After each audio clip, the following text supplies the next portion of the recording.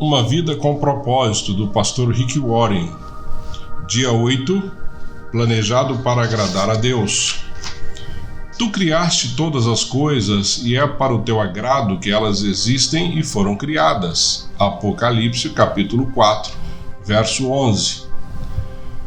Pois o Senhor está contente com seu povo. Salmos 149, verso 4. Você foi planejado para agradar a Deus. No instante em que você nasceu neste mundo, Deus estava lá como testemunha invisível, sorrindo ao assistir seu nascimento. Ele quis que você vivesse, e sua chegada lhe deu enorme prazer.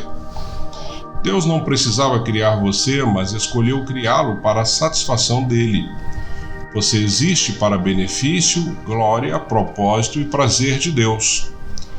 Dar satisfação a Deus, vivendo para o seu prazer, é o primeiro propósito de sua vida.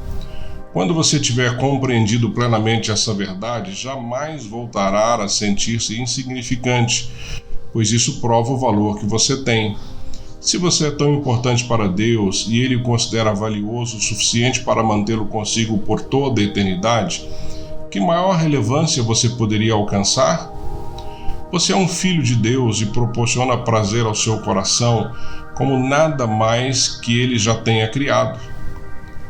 A Bíblia diz em Efésios, no capítulo 1, verso 5, que Deus já havia resolvido que nos tornaria seus filhos por meio de Jesus Cristo, pois este era o seu prazer e a sua vontade. Um dos maiores dons que Deus lhe deu foi a capacidade de apreciar o prazer. Ele o dotou com 5 sentidos e emoções para que você pudesse experimentá-lo. Ele deseja que você aprecie a vida, não se limitando a apenas suportá-la. O motivo pelo qual você pode sentir prazer é que Deus o fez à sua imagem. Nós nos esquecemos com frequência de que Deus também tem emoções. Ele possui sentimentos intensos. A Bíblia diz que Deus sofre, fica enciumado, encolerizado, sente compaixão, piedade, tristeza e comiseração, bem como alegria, regozijo e satisfação. Deus ama, se deleita, sente prazer, exulta, desfruta e até mesmo ri. Dar prazer a Deus é o que se chama adorar. A Bíblia diz em Salmos 147:11 que o Senhor se agrada somente daqueles que o adoram e confiam em seu amor. Qualquer atitude sua que venha agradar a Deus é um ato de adoração. Como diamante, a adoração apresenta várias facetas. Seriam necessários vários livros para abordar tudo o que precisamos compreender a respeito da adoração, mas nesta parte estudaremos os aspectos principais da adoração.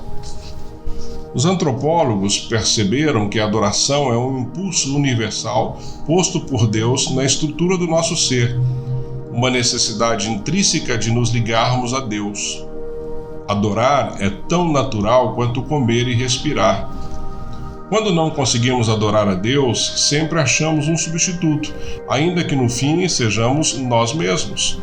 A razão pela qual Deus nos fez com este desejo é que Ele anseia por adoradores. Jesus, lá em João capítulo 4, 23, diz: são estes os adoradores que o Pai procura. Dependendo de sua formação religiosa, pode ser que você precise ampliar sua compreensão do termo adorar. Você talvez imagine cultos na igreja em que haja cânticos, orações e se escute uma pregação. Ou talvez você imagine um cerimonial, velas e uma ceia. Ou talvez ainda imagine curas, milagres e experiências arrebatadoras. A adoração pode incluir esses elementos, mas vai muito além dessas manifestações.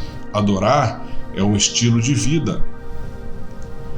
A adoração é muito mais do que música. Para muitas pessoas, adorar é apenas sinônimo de música. Elas dizem: em nossa igreja temos primeiro a adoração, depois o ensinamento. E este é um grande mal-entendido.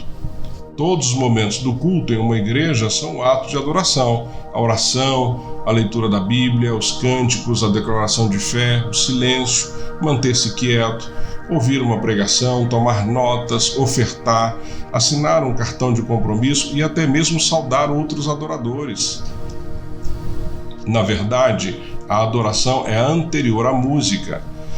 Adão adorou no Jardim do Éden, mas não há nenhuma menção à música antes de Gênesis, no capítulo 4, verso 21, com o nascimento de Jubal. Se a adoração fosse somente música, então os que nunca se utilizaram da música jamais adoraram. Adoração é muito mais do que música. De modo ainda mais grave, o termo adoração é muitas vezes utilizado erroneamente em alusão a um estilo musical específico. Primeiro cantamos um hino, depois uma canção de louvor e adoração. Ou, gosto das canções de louvor mais rápidas, mas prefiro as canções de adoração mais lentas. De acordo com essa convenção, se uma canção for rápida, alta ou usar metais, é considerada louvor. Mas se for lenta, tranquila e intimista, talvez acompanhada por um violão, é adoração. Este é um uso inadequado e bastante comum da palavra adoração. Adoração não tem relação com o estilo, volume ou andamento da música. Deus ama todos os tipos de música porque Ele inventou todas, rápidas e lentas, altas e suaves, antigas e modernas. É provável que você não goste de todas, mas Deus gosta. Se ela é oferecida a Deus em espírito e em verdade, então é um ato de adoração. Os cristãos frequentemente discordam quanto ao estilo de música a ser utilizado na adoração, defendendo apaixonadamente seus estilos preferidos como se fossem os mais bíblicos ou reverentes a Deus. Mas não existe um estilo bíblico, não existem notas musicais na Bíblia e nós nem temos os instrumentos que eles utilizavam nos tempos bíblicos. Para ser sincero, o estilo musical que você prefere diz mais sobre você, sua formação e personalidade, do que sobre Deus. O som de um grupo étnico pode soar barulho para o outro, mas Deus gosta de diversidade e aprecia a todos. Não existe nada como música cristã, existe apenas letra cristã. É a letra que torna uma canção sagrada e não a melodia. Não existem melodias espirituais. Se eu tocasse para você uma música sem a letra, não haveria como saber se é uma canção cristã. A adoração não é para o nosso benefício. Como pastor, recebo bilhetes dizendo: eu amei a adoração de hoje, foi muito bom para mim. Este é um outro mal entendido a respeito da adoração. Ela não é para o nosso benefício. Quando adoramos, nosso objetivo é agradar a Deus, não a nós mesmos. Se você alguma vez já disse: não aproveitei em nada a adoração de hoje, você adorou pelos motivos errados. A adoração não é para você, é para Deus. Logicamente, a maioria dos cultos de adoração também tem elementos de comunhão entre os irmãos, edificação e evangelização. E existem benefícios na adoração, mas nós não adoramos para nossa satisfação. Nossa motivação é glorificar e agradar ao nosso Criador. No capítulo 29 de Isaías, no verso 13, Deus reclama de uma adoração sem entusiasmo e hipócrita. As pessoas estavam oferecendo a Deus orações insípidas, louvores fingidos, palavras vazias e rituais artificiais sem que o seu significado fosse levado em consideração. O coração de Deus não é tocado pela tradição na adoração, mas pela paixão e pelo empenho.